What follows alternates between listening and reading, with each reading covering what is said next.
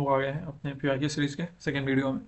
तो इस क्वेश्चन में कह रहा है कि हमारा एक इक्विलेटरल ट्रायंगल है और उसके कॉर्नर्स पे प्लस क्यू चार्ज रखे हुए हैं, तो किसी एक चार्ज पे हमें नेट फोर्स निकालना है।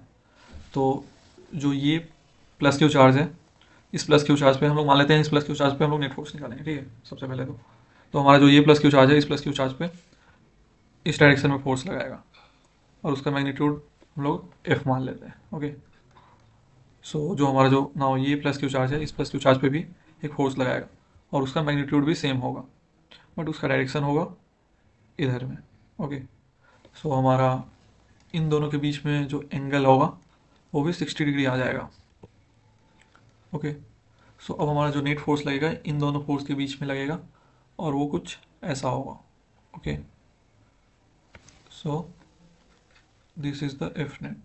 सो हम लोग एफ नेट लिखते हैं, कितना आएगा।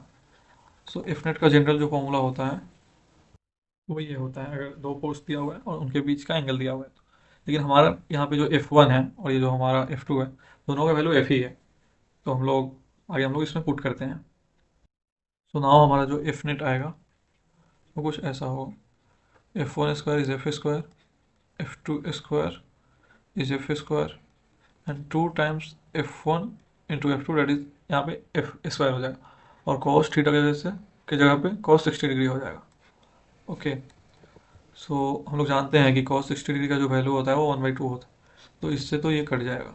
तो हमारा जो एफ नेट आ गया वो आ गया √3f², डैट इज हमारा जो फाइनल आंसर है वो √3f होगा। और f का वैल्यू यहाँ पे कितना हो जाएगा, KQ² / L²।